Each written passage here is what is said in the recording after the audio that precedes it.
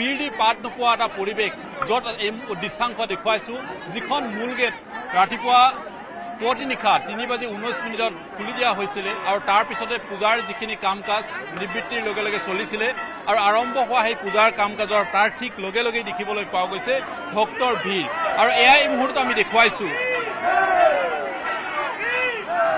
এইদৰে মা কামাখ্যাৰ বন্দনা আৰু আনফালে দেখিব পোৱা গৈছে ভক্তসকলৰ দীঘলীয়া শাৰী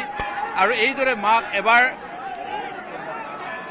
মন্দিৰত তেখেতসকলে হাত জোৰ কৰি সেৱা জনাইছে আৰু প্ৰাৰ্থনা কৰিছে যাতে বিশেষকৈ আজি নিবৃত্তিৰ লগে লগে প্ৰথমবাৰলৈ দুৱাৰ খুলি দিয়াৰ পিছতে অৰ্থাৎ সম্পূৰ্ণ 4টা দিনৰ পিছত যি মন্দিৰৰ দুৱাৰ খুলি দিছে আৰু সেই মন্দিৰৰ দুৱাৰ খুলি দিয়াৰ লগে লগে দেখিব পোৱা গৈছে ভক্তই এইদৰে এতিয়া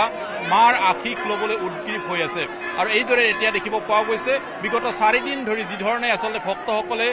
অধীৰ উৎসুকতাৰে বাট চাই আছিলে তাৰ অৱসান ঘটিছে আৰু তাৰ লগে লগে মাৰ এতিয়া দুৱাৰ খোলাৰ লগে লগে মাৰ এটা আশীষ ল'বলৈ এইসকল ভক্তৰ উপস্থিতি দেখিবলৈ পোৱা গৈছে এইসকল ভক্তৰ সমাগম ঘটিছে মুঠৰ ওপৰত ক'ব পাৰি যে এক সুন্দৰ এই পৰিৱেশে এই মুহূৰ্তত বিৰাজমান কৰিছে শক্তিপীঠ নীলাচলৰ মা কামাখ্যা ধামত